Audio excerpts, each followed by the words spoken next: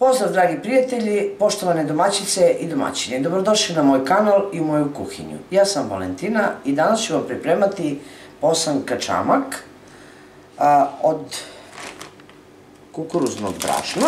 Ja tu imam kukuruzno žuto brašno, možete i belo koristiti i imam koprivu, doduše smrznutu, kompanije Art Food ili Fungo Jug. Ovo je rađeno za izvoz, pa tako ne možete vidjeti šta piše, ali normalno vidite koprivu. Prvo što ću uraditi, da u jednoj posudi gdje ću dodati jednu kašičicu so, uključit ću normalno da se voda zagreva i u isto vreme stavit ću 400 do 500 grama koprive da se ona lepo obari. Nakon što se za jedno 20 minuta kopriva obarila, da se radi i o svežoj koprivi, isto je toliko vremena treba, za blitvu i za spanać mnogo manje.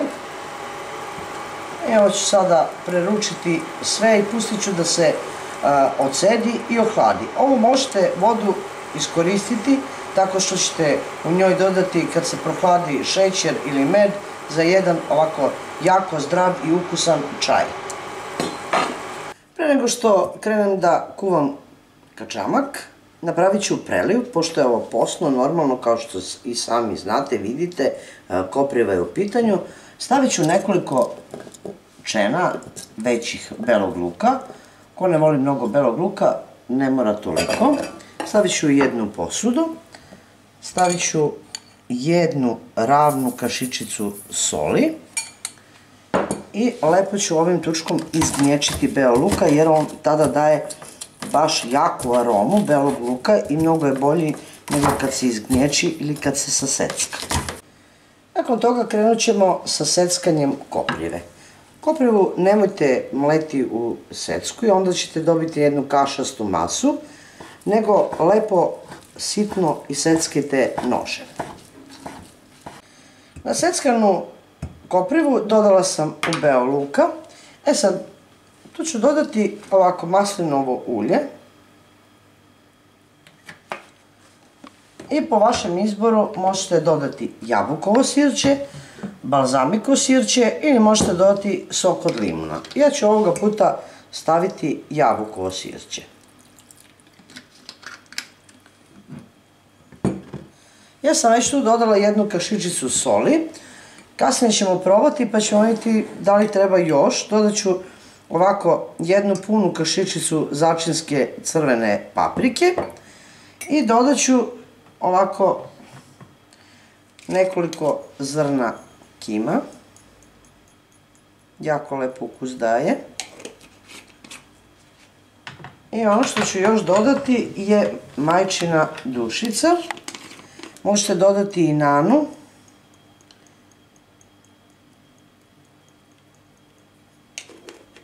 I sve ćemo ovo sjediniti.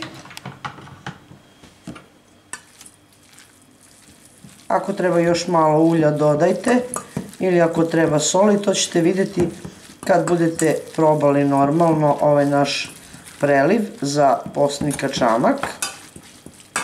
Ali prvo sve sjedinite. Sa sosom ili prelivom smo završili. Uzet ću jednu posudu, sipati pola litra obične vode, uključit ću. Stavit ću kašičicu punu soli i stavit ću malo običnog ulja. Čekat ćemo da voda proključa, a onda ću postepeno dodavati kukuruzno brašno i mešati žicom. Nakon što je voda proključala, u mlazu sipate, smanjite temperaturu, sipate kukuruzno brašno i mešate da biste razbili grudvice.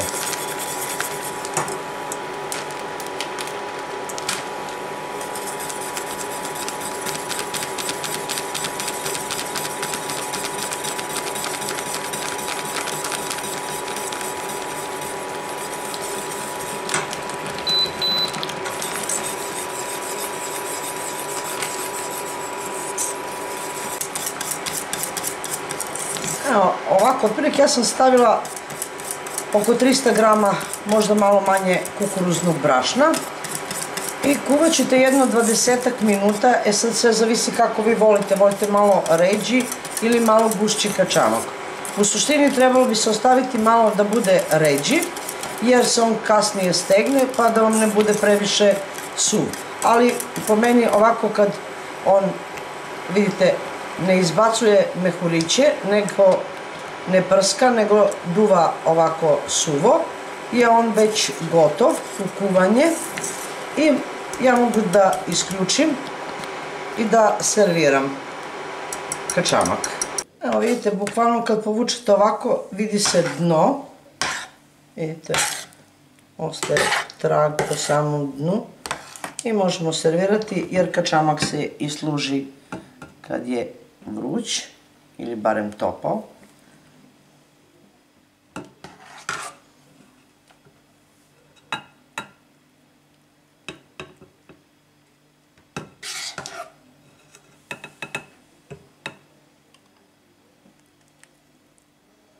Ova može biti idealna večera ili doručak.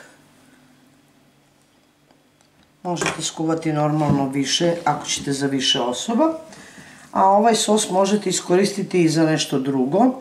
Ako ste previše pripremili, slobodno možete dodati u neku čorbicu jer je već kopriva kuvana, zakiseljena. Možete iskoristiti kao što ću ja iskoristiti. Napravit ću jednu čorbicu od pečuraka, pa posjetite sutra moj kanal i vidjet ćete kako je to zaista jedna ukusna, iako je postna, zaista jedna ukusna čorbica.